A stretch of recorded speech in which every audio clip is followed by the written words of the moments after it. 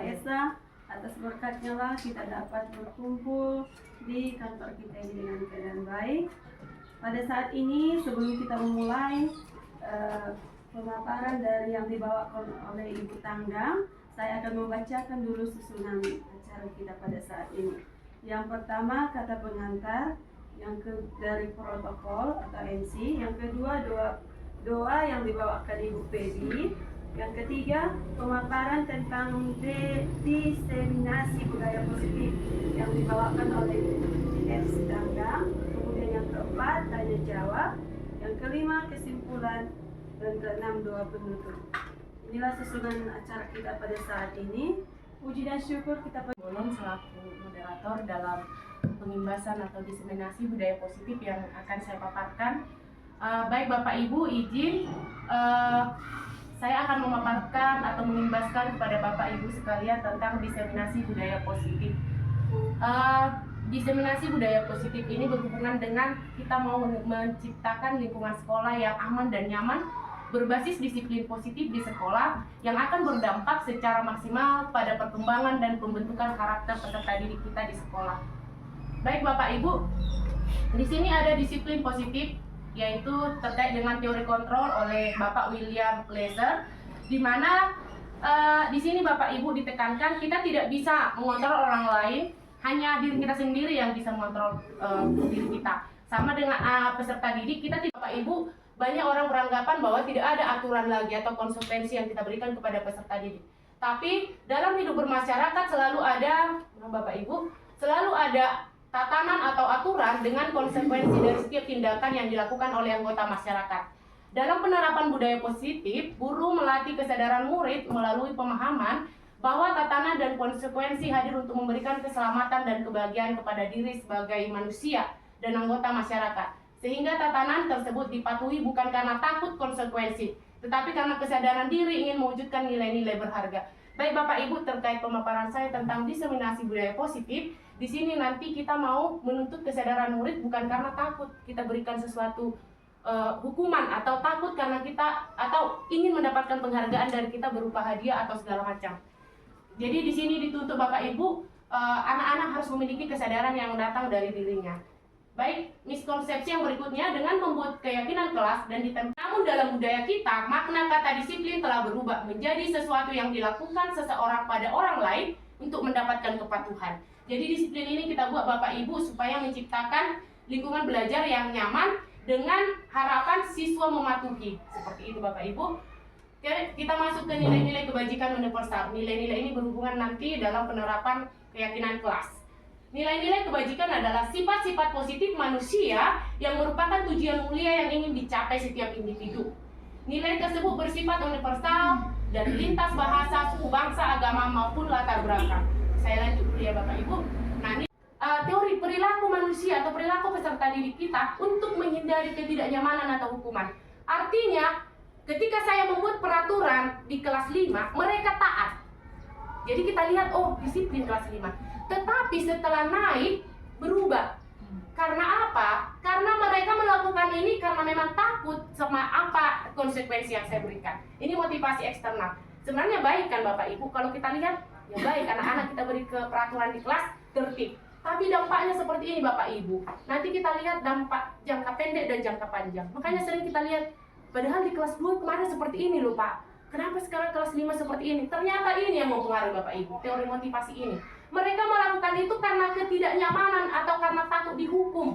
Kemudian untuk mendapatkan imbalan dari orang lain, seperti yang saya lakukan pribadi. Ini saya cerita pengalaman ya Bapak Ibu. Kita kan pernah melakukan diri sendiri. Ini yang kita harapkan. Kita mempelajari diseminasi budaya positif ini Bapak Ibu, kita ingin mewujudkan motivasi internal pada anak-anak. Artinya mau naik ke SD, ke kelas lanjutan, mau ke SMP pun, dia memang melakukan sesuatu karena dasar kesadarannya. Gitu. Jadi ketika berhadapan, contoh, saya pribadi ya Bapak Ibu, saya kan gurunya agak terlalu tegas gitu sama anak-anak. Ketika naik dengan guru yang agak fleksibel di kelas lanjutan, pasti ini berubah. Anaknya tidak disiplin lagi. Siapa yang mau kita salahkan Bapak Ibu? Tidak ada yang kita salahkan. Tapi ini yang di sini kita kurang. Maka Bapak Ibu, saya di sini bukan menggurui ya Bapak Ibu, izin, tapi saya mau melakukan pengibasan dan saya pun merefleksi dari ini. Ternyata gara-gara ini Bapak Ibu, kenapa anak-anak setelah naik, kenapa berubah? Karena mereka mendapatkan motivasi eksternal, melakukan sesuatu karena takut dihukum, karena ingin mendapatkan imbalan. Padahal sebenarnya yang mau kita harapkan ini Bapak Ibu, motivasi internal. Tujuan disiplin positif ini adalah kita mau menekankan motivasi internal pada anak-anak. Artinya anak-anak itu melakukan sesuatu atas dasar kesadaran. Ibu, di sini ada situasi pada saat menolong murid baru di kelas kita. Contoh mungkin Ibu Sagala punya murid baru di kelasnya, seperti saya pun punya murid baru. Lalu ketika kita lihat ada siswa kita yang memberikan perhatian kepada murid baru ini, maka diharapkan Bapak Ibu kita menyampaikan ini. Ini kalimat pembukanya.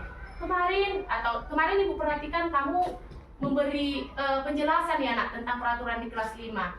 Rasa empatimu besar sekali ya. Ini yang perlu kita tekankan Bapak Ibu kepada anak-anak.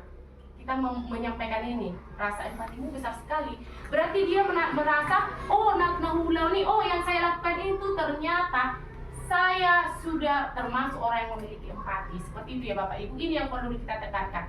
Kemudian kasus kedua, pada saat kamu membantu teman-temanmu di tugas kelompok, ketika adalah anak-anak kita buat berkelompok Bapak Ibu, kemudian mereka saling membantu atau ada yang mendominasi untuk membantu, ini mendominasinya adalah hal positif ya Bapak Ibu.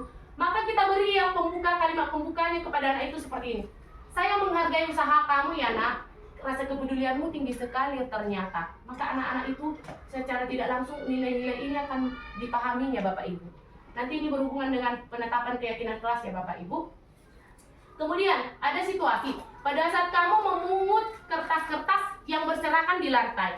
Ketika kita melihat anak-anak murid kita memungut kertas-kertas yang berserakan di lantai, maka ini yang perlu kita ucapkan Bapak Ibu. Kita berarti intinya di sini kita awali dari diri kita Bapak Ibu ya.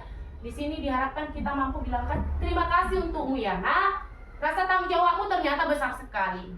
Ini Bapak Ibu yang mau kita tekankan, nilai kebajikan ini ya Bapak Ibu. Keyakinan kelas dan peraturan kelas adalah hal yang sama. Benar atau salah Bapak Ibu? Benar. Miss Baby benar. Ibu Siole salah. Ibu Simbolon salah. Ibu Mangusto benar atau salah Bu? Nggak bisa membedakan itu. Oke, kita lihat ya Bapak Ibu. Keyakinan kelas Dan peraturan kelas ada hal yang sama, itu salah Bapak Ibu. Di mana letak perbedaannya? Keyakinan kelas adalah suatu kesepakatan bersama, tidak boleh dibuat satu pihak. Itu bukan keyakinan kelas. Dan keyakinan kelas ini intinya kolaborasi Bapak Ibu. Begitu. Ketika ada satu orang keberatan, itu tidak kita sebut sebagai keyakinan. Keyakinan kelas ini sering juga disebut kesepakatan kelas. Seperti itu. Kalau peraturan itu hal yang mutlak dan bisa ditetapkan satu orang. Kalau hanya kita yang menetapkan, contoh kita buat peraturan di kelas, itu bukan keyakinan kelas, tapi peraturan kelas. Ini tidak bisa ditawar-tawar Bapak Ibu. Ini ditentukan satu orang. Contoh, makanya kebanyakan di sekolah masih menggunakan ini kan Bapak Ibu.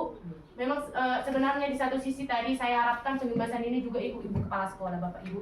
Jadi sebenarnya bukanlah sepeda motor wajib menggunakan helm. Ini menurut Bapak Ibu keyakinan atau peraturan? Peraturan. Ini kan tidak semua masyarakat Indonesia dilibatkan untuk membuat ini Bapak Ibu kan. Tetapi memang walaupun ini peraturan tetap ada nilai kebajikan yang diharapkan. Apa Bapak Ibu? Apa yang mau diharapkan ini? Nilai apa yang mau ditekankan ketika berkendaraan menggunakan helm Bapak Ibu? terima kasih Anda sudah memenuhi peraturan dan lintas. Apa Bapak Ibu? Ketika kita menggunakan helm, tujuannya supaya apa Bapak Ibu? Kenyamanan. Iya, itu Bapak Ibu. Nilai yang diharapkan dari sini adalah nilai keselamatan. Supaya kita selamat. Berarti anak-anak sama halnya Bapak Ibu. Ketika kita meminta sesuatu kepada anak-anak nanti membuat peraturan kelas, wajib ya Bapak Ibu kita kasih tahu apa yang tujuan dari peraturan tersebut, keyakinan itu. Seperti itu ya Bapak Ibu. Mengapa kita memiliki peraturan membuang sampah di tempatnya? Kenapa Bapak Ibu? Apa yang mau kita harapkan di sini Bapak Ibu? Membuang sampah di tempatnya. Nilai apa yang kita tekankan Bapak Ibu? Disiplin. Disiplin. Baik Bapak Ibu. Pendapat yang lain sehat. Iya. Nilai kebajikan yang diharapkan dari sini adalah sadar kebersihan atau sadar kesehatan. Seperti itu ya Bapak Ibu. Mengapa kita melakukan peraturan harus datang tepat waktu pada saat mengikuti pelatihan? Atau kalau ke anak-anak dampaknya pada saat pembelajaran. Kenapa anak-anak kita harapkan tepat waktu masuk kelas Bapak Ibu? Iya, begitu ya Bapak Ibu. Ya kita harapkan di sini anak-anak itu memiliki nilai disiplin. Pertama dalam menetapkan keyakinan kelas. Sejujurnya Bapak Ibu, ya saya mengimbaskan ini yang paling utama saya harapkan Bapak Ibu di sekolah saya terimbas untuk melakukan ini Bapak Ibu. Urutan langkah-langkah sebenarnya Bapak Ibu, saya sendiri kemarin waktu pelatihan sama loka kami Bapak Ibu, saya berbagi sedikit. Ditanya, apa pernah kalian menerapkan peraturan kelas? Jujur saya jawab seperti ini, saya sebelum CGP pun sudah menerapkan. Tapi kekurangan saya Bapak Ibu, saya merefleksi, saya belum mengikuti langkah-langkah yang ini Bapak Ibu. Ternyata ini tidak hanya dibuat, ada dampaknya nanti. Nanti kita akan bahas Bapak Ibu. Tapi saya mau minta pendapat Bapak Ibu dulu. Ketika Bapak Ibu dihadapkan dengan urutan ini atau dihadapkan dengan membuat keyakinan kelas, urutan yang Bapak Ibu lakukan yang mana duluan Bapak Ibu? Yang mana ini nomor 1? Ini saya acak Bapak Ibu. Yang mana ini? Yang pertama, kedua, ini kan ada 6 Bapak Ibu. Yang mana ini duluan Bapak Ibu kita lakukan? Kalau Bapak Ibu mau membuat keyakinan di kelas. Berdiskusi mengenai peran-peran seluruh warga kelas. Berarti ini menurut Ibu Sagala ini yang pertama ya Ibu? Ali udah berucap. Yang mana Bapak Ibu? Yang ini. Kan peraturan. Oke, nomor 1. Pertama, iya. Terus Pertama. kedua yang itu berdiskusi. Berdiskusi. Ya, terus ketiga Yang ketiga yang ini Bu. Iya. Yang keempat. Yang keempat mengubah peraturan. Yang ini Bu. Iya. Oke. Yang meninjau ulang keyakinan kelas itu Ini. yang terakhir ya. Ini berdiskusi mengenai peran seluruh warga kelas. ini tadi yang pertama kan Ibu? Ini pertama, kedua, ketiga. Itu belum deh. Ini terus itu. Ini baru ini yang terakhir. Iya. Oke. Gimana? Baik, terima kasih Bu Mamusong. Yang lain Bu, satu orang lagi mencoba biar kita lihat jawaban pastinya. Aku Oke, Miss Baby. dari menyairkan Kak. Menyarikan. Yang ini Bu. Ini Miss. Mencairkan. Mencairkan. Menyarikan ini nomor 1. Ya. Oke, yang kedua. Yang 5. Yang ini, yang kedua. Iya. Nomor 1 yang kedua. Baru nomor 3. Bisa nggak ya? Coba ya Bapak Ibu. Iya, kasih nomor. Yang pertama ya. Ya, 1. Iya. Terus mana tadi? Yang kedua ini tadi disampaikan ya. Yang jangan. 2. Baru ini tadi baru ini. Ini, Bu. Iya, baru 3, 4, ini 5 dan ini yang terakhir. Oke, Miss Baby tolong Miss. nomor 6. Ini jadi Iya. nomor 1 juga. Terus 5. Nomor 5 katanya. Iya. 2. Terus 3. Terus yang ini. Iya. Yang ini Iya. nomor 3. Iya. Terus nomor 4. Nomor 4. 4. 4. Ya. Terus nomor 2 mengubah peraturan-peraturan. Mengubah peraturan-peraturan ini nomor 2. 5. 2. Nomor 5, nomor Iya. 5. Nah, yang terakhir yang mana, Bu? Nomor 1. Oke, yang terakhir ini ya. Kita lihat sama-sama ya Bapak Ibu. Sebenarnya gimana urutannya? Oke, jeng jeng jeng jeng. Ini urutan yang sebenarnya Bapak Ibu. Nomor 4. Ini yang silap kita Bapak Ibu. Saya sendiri pun seperti itu, merefleksi dari sini. Berdiskusi memunculkan peraturan-peraturan perlu ditaati warga sekolah. Yang pertama kita tanya siswa kita kan tadi Bu, beda keyakinan dan peraturan. Wajib dulu kita tanya murid-murid pendapatnya. Coba contoh ya Bapak Ibu di kelas. Coba anak-anak apa yang mau kita buat supaya kelas kita nyaman. Mereka akan memberikan pendapat-pendapatnya. Bu, dilarang makan. Bu, dilarang terlambat kelas. Bu, dilarang terlambat melakukan PR. Kan begitu Bapak Ibu. Makanya kita catat semua. Jangan kita bilang Bapak Ibu nggak boleh. Catat semua apa yang disampaikan anak-anak kita. Itu tadi berhubungan dengan teori motivasi Bapak Ibu. Jangan kita batasi anak-anak. Nggak pas itu nak, nggak pas. Kita catat semua. Ini nomor 1 ya Bapak Ibu. Berdiskusi dulu kita dengan murid kita. Peraturan apa yang perlu ditaati. Apa yang mau dibuat di kelas ya Bapak Ibu. Kemudian setelah dapat nanti peraturan itu Bapak Ibu, kita ubah peraturan yang disampaikan anak-anak kita itu menjadi kalimat yang lebih positif. Inti keyakinan kelas Bapak Ibu tidak boleh menggunakan kalimat negatif. Contoh, dilarang makan-makan. Kan itu tadi kata siswa kita. Jangan kita bilang nggak boleh, catat di sini Bapak Ibu. Lalu bersama anak-anak juga kita supaya disiplin, bukan pasti gitu anak-anak Bapak Ibu. Ya, kita hubungkan dengan ini ya Bapak Ibu. Contoh, melaksanakan piket kelas dengan melaksanakan piket kelas. Contoh kita buatlah itu di sini kan Bapak Ibu, peraturannya udah berubah kan, nggak positif. Nilai apa yang mau diharapkan dari dirimu? Gitu kan Bapak Ibu. Anak-anak pasti menjawab, taat Bu, disiplin Bu, kan gitu. Kita arahkan Bapak Ibu, nilai tanggung jawab. Di sini itu Bapak Ibu nomor 3. Maka kemarin waktu saya diminta refleksi Bapak Ibu, saya bilang itu, saya sudah menerapkan, tapi ini nggak saya lakukan. Jujur, saya nggak lakukan ini Bapak Ibu. Bahkan ini saja pun tidak Bu. Langsung, kayak saya membuat kayak peraturan, ya saya buat, saya cari tahu, ditempel. Sebenarnya ini Bapak Ibu penekanannya paling utama. Harus tahu anak-anak ngapain itu dibuat. Contoh kan Bapak Ibu, berbahasa sopan dan santun, itu kita terapkan dengan anak peraturan kelas. Untuk apa itu? Kita tekankan di sini Bapak Ibu.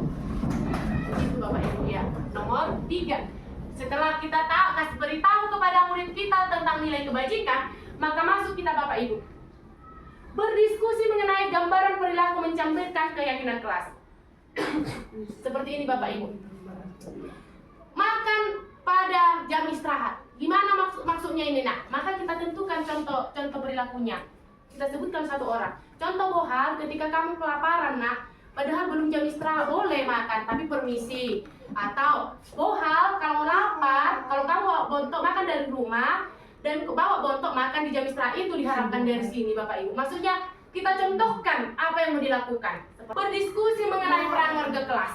Kan sudah ada peraturan, mereka sudah tahu nilainya, mereka sudah tahu bentuk perilaku yang mau dilakukan.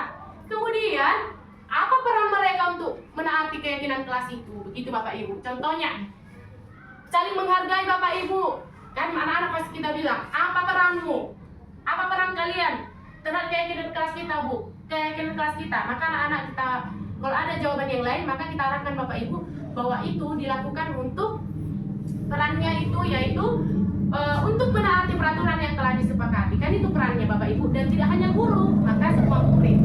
Begitu ya Bapak Ibu. Baru yang terakhir Bapak Ibu, meninjau ulang. Ini benar semua ya Bapak Ibu. Dan tidak ada yang salah di sini. Oh, ada juga ya. Nah, ini yang terakhir Bapak Ibu. Setelah sudah fix kita tentukan, maka kita bacakan kembali. Ada nggak yang masih salah? Gitu. Kalau sudah pas, kita sepakati tempel. Begitu Bapak. Kita stres, sering membuat kita di luar nalar. Ini sebenarnya Bapak Ibu. Kita tahu kan Bapak Ibu, ternyata kebutuhan dasar manusia itu bukan 45 ya Bapak Ibu. Kebutuhan bertahan hidup, kebutuhan akan kesenangan, kasih sayang dan rasa diterima, penguasaan, kebebasan. Sebenarnya Bapak Ibu, kalau kita sadari ini, ternyata sampai kita dewasa seperti ini pun tidak akan ada pertikaian. Contoh, Bapak Ibu, ada orang lebih di sini, tapi kurang di sini. Ada anak-anak lebih di sini, tapi kurang di antara yang ini. Makanya ada anak-anak kita kayak cari-cari perhatian sama kita Bapak Ibu. Ternyata yang ini mau dipenuhi. Ada anak-anak kita melakukan sesuatu, contoh kita mengenerangkan di kelas dia asik-asik melempar-lempar, ini yang kurang Bapak Ibu. Ada anak-anak kita, ketika kita membuat peraturan, contoh suatu permainan atau permainan olahraga atau Bapak Ibu ngajar seni, ada aja tingkah anak-anak entah lari ke sana, lari ke sini, nggak suka di dalam kelompok bekerja, ternyata di sini dia Bapak Ibu. Ada anak-anak ketika kita beri pujian, luar biasa kamu ya nak, ternyata karyamu bagus ya, dan dia meningkat setelah kita beri ini, ternyata dia di sini Bapak Ibu. Maka ketika kita ada anak-anak yang mengharapkan ini, yang kekurangan ini, tapi kita tidak memenuhi ini yang membuat anak-anak itu malas Bapak Ibu. Di penguasaan, bahkan tidak hanya murid Bapak Ibu, kita pribadi pun ada yang lebih di satu dan kurang di satu. Gitu Bapak Ibu ya. Kita lanjutkan. Namanya identitas gagal Bapak Ibu. Artinya kita di sini sebenarnya udah gagal. Kalau anak-anak melakukan sesuatu di kelas atau menaati keyakinan kelas karena takut hukuman atau mendapat imbalan aja, maka ini termasuk identitas gagal Bapak Ibu. Kita udah gagal. Saya pribadi saya senang, kelas saya taat sekali. Mereka ini disiplin, saya suruh bilang ini dilakukan. Rupanya karena ini mereka melakukannya, takut saya hukum. Atau mereka, saya senang dapat bisa menjawab pertanyaan ibu tangga. Dikasih bintang 5, aku dapat 5, aku dapat. Saya senang kan Bapak Ibu. Ternyata saya udah gagal. Mereka melakukan itu dari eksternal. Terakhirnya ketika dia menemukan guru yang tidak menerapkan seperti itu, ya kacau, kembali lagi ke awal, menjadi anak yang tidak memiliki motivasi, Bapak Ibu.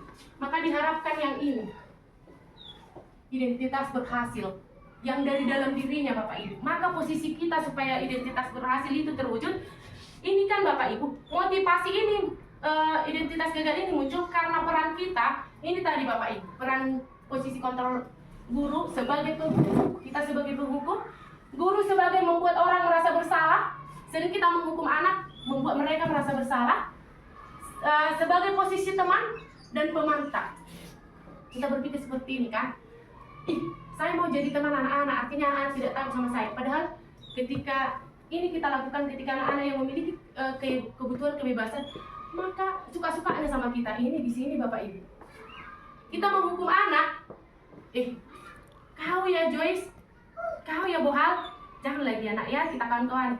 Senang dia kan Bapak Ibu, memang bagus posisi kita di sini. Termasuk posisi kontrol yang sukses juga. Tetapi dampaknya apa? Anak-anak kembali lagi ke kesalahan yang sama. Ternyata utangnya nggak marah, kawannya kok saya. Itu dampaknya Bapak Ibu. Pemantau, menghitung dan mengukur. Kemarin juga kesalahan muda ini, kemarin juga ini. Di situ kita Bapak Ibu. Kamu kemarin kan seperti ini karena apa kemarin kau lakukan sama temanmu? Apa ini? Jadi mengungkit kesalahan-kesalahan. Nah, ini posisi yang paling diutamakan dari kita Bapak Ibu, manajer, mengajukan pertanyaan-pertanyaan sehingga anak itu sendiri yang memilih penyelesaian masalahnya.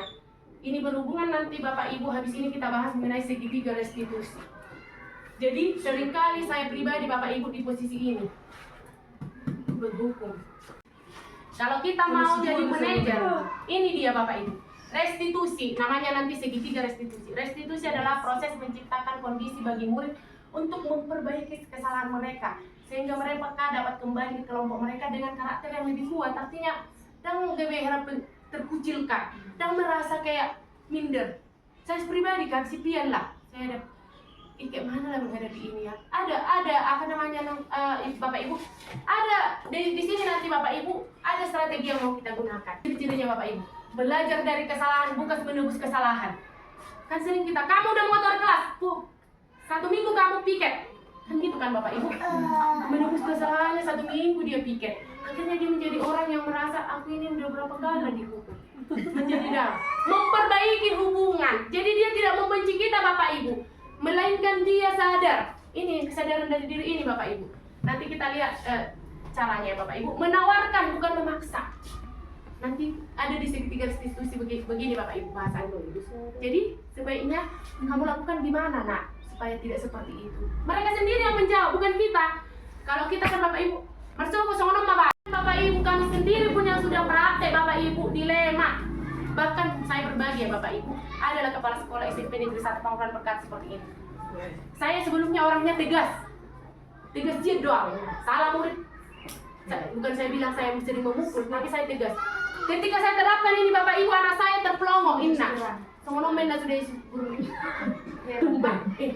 bahkan saya ini SMP ya Bapak Ibu, bahkan dibilang kenapa Pak Purbai itu kayak gitu, asik Pak Purbai kah, asik sampai ada ke telinga saya Bapak Ibu kayak apa Bapak Ibu caleg untuk berju itu gitu katanya Bapak Ibu, dia aja Bapak Ibu, ujung-ujungnya setengah dari siswanya makin bandel.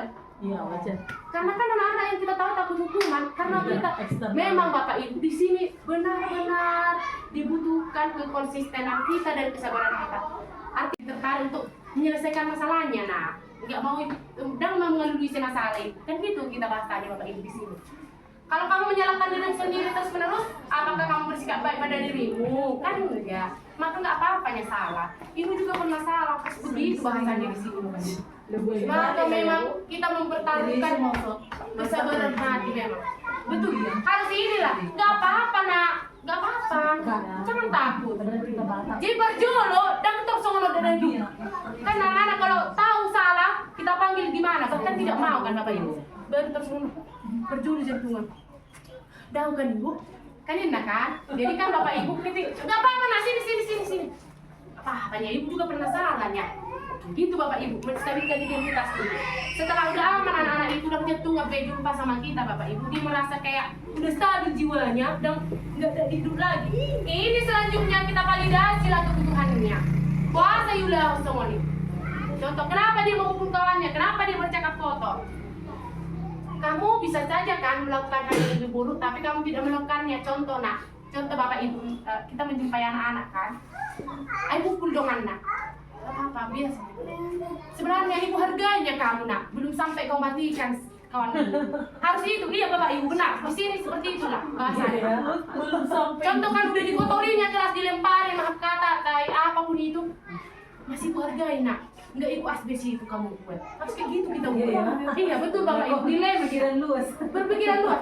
Nggak apa-apa nak, contoh makan di kelas masih untung nggak semua kau ajak teman-temanmu makan, ya kan? Gitu. Di sini diharapkan itu Bapak. Apa rupanya yang penting bagimu nak? Kenapa kamu buat kayak gitu? Kenapa kamu buat seperti itu? Seperti itulah mau diharapkan di sini Bapak Ibu. Validasi kebutuhan kita. Tadi dulu mai puasa udah. Makanya dari sini kita tahu lah nanti oh kurang kasih sayang ternyata. Sebenarnya sama kita Bapak Ibu. Gak apa-apa nyebut tanggal yang terlambat. Ibu juga sering maunya kayak gitu ya Bapak Ibu. Canda ya.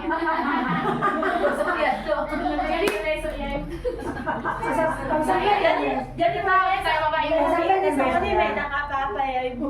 Nah, kan udah kita stabilkan identitas tadi, udah kita validasi tindakannya yang salah karena apa Bapak Ibu. Sekarang menanyakan keyakinan. Kan seperti ini Bapak Ibu. Karena masih menghargai loh, kamu tidak memukul temanmu sampai pecah, berdarah. Masih hanya kamu dorong, nggak apa-apa ya. Tapi kenapa rupanya seperti itu? Kan Bu saya diejek-ejek. Kayak gini. Oh iya. Padahal kan kamu tahu keyakinan kelas kita. Apa nih yang nilai kita percaya di kelas ini nak? Harus mereka sendiri menyebutkan Bapak Ibu. Jangan kita bantu. Contoh kan? Nggak boleh saling menghargai teman Bu. Kan kita udah buat keyakinan kelas nih. Nomor 1 saling menghargai teman. Contoh Bapak. Iya, padahal kamu langgar kan? Iya Bu. Sebaiknya bagaimana? Sebaiknya Bu saya hargai teman saya tidak mendorong, saya lapor ke Ibu. Harus mereka yang menyampaikan itu Bapak Ibu. Jadi itu kan timbul bukan kita paksakan Bapak Ibu, itu apa dari dirinya. Maka kita buat seperti ini. Kamu jadi seperti apa nak? Saya mau menjadi tentara Bu. Kalau jadi tentara sesuai keyakinan kelas kita yang mana harus kamu taati? Menghargai teman Bapak, menghargai teman Bu. Lakukan lah ya, besok Ibu lihat perubahan. Gitu, inilah diharapkan Bapak Ibu, menyelesaikan masalah. Sebenarnya dilema kita kan Bapak Ibu, betul-betul dilema. Tapi wajib Untuk gak mati sama lima. ini ada kesabaran. Begitu Bapak Ibu, contoh udah terlambat masuk kelas. Perubahan itu murid 5. Kan terlambat masuk kelas, sebenarnya emosi kita kan Bapak Ibu. Kita duluan di kelas sudah contoh, habis bel kan masuk, kan main-main atau jajan. Masih mending kamu masuk nak. Ibu kira tadi udah pulang kamu ke rumah. Harus sama 5 dong penonton Bapak Ibu. Inilah cara. Apakah saat ini kita menjadi orang yang sudah kita inginkan? Apakah siswa kita ini sudah menjadi orang yang sudah kita inginkan? Seperti ini Bapak Ibu ya. Ini intervensi ini jawab. Jawab Bapak Ibu. Jika ada yang mau bertanya saya persilakan. Sebenarnya dilema kita kan Bapak Ibu, begitulah memang. Saya sendiri pernah dulu ada. Ya silakan Bu Feni. Ada bisa? Saya mem. Tadi sisi ini di dalam slide yang dipaparkan Ibu Sitangga ada tadi kebutuhan dasar manusia, Iya. ya kan? Yang berbentuk circle. Nah, di situ kan, ini di sini kita praktekkan lah ini di dalam kelas kan gitu. Iya Ibu. Nah, di dalam kelas itu di waktu yang bersamaan ada 2 anak yang membutuhkan kebutuhan dasar manusia itu. Satu yang kasih sayang dan satunya lagi yang kebebasan. Nah, jadi kita sebagai guru untuk menghadapi anak yang berdua ini sama-sama membutuhkan kebutuhan dasar manusia tadi, yang mana yang kita duluankan? Langsung saya tanggapi ya Miss. Ya. Baik.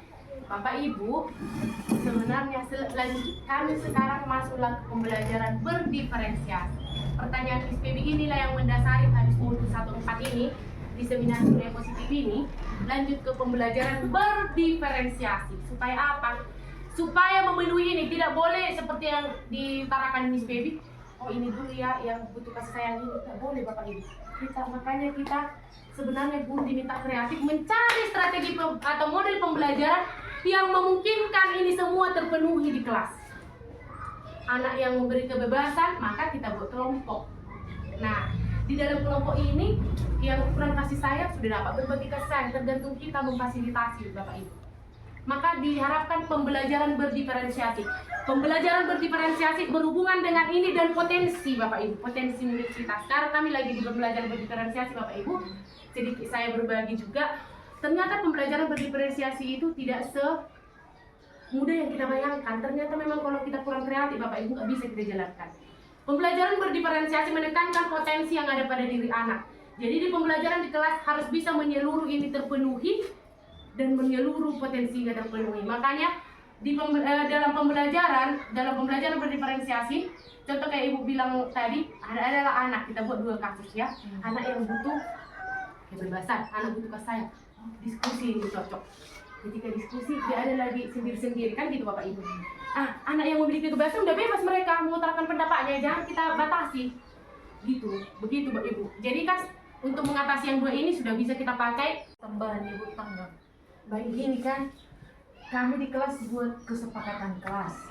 Alisian awal Mau bering do kelemahan-kelemahan anak itu, mana yang kurang kayak gitu kan. Terus mau buat kelemahannya itu aku ambil jadi kesepakatan kelas. Jadi nanti dikoreksi dulu kesepakatan kelas kami. Dan ini kan Bapak Ibu kan saya sudah pembahasan kan, bahkan bisa jadi pemahaman Ibu yang setelah saya membahaskan lebih paham Ibu Simbolon mengenai kaitan kelas dibanding saya.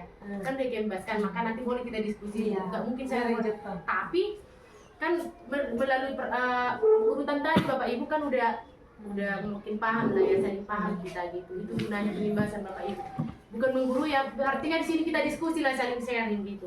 Betul Bu, sebenarnya kayak di kelas pun kan kadang anak-anak yang malas kan tepuk tangan kalau kawannya bisa menjawabkan, oh enak. Sama lah kayak yang dibilang Ibu itu, karena saya lihat itu, makanya saya bilang seperti ini. Karena ada anak-anak, tadi kan kata tetangga harus pendapat anak-anak. Rupanya sila orang itu, gak ada yang bilang kan itu. Nah, itu boleh kita tambahkan dari kita, tapi tak tanya persetujuan mereka. Entah gak setujunya itu kita buat. Kemarin juga saya bilang itu, saling mengapresiasi, tidak ada kalian yang bilang, boleh nggak kita cantumkan, menurut kalian setuju, kau setuju, aman gitu.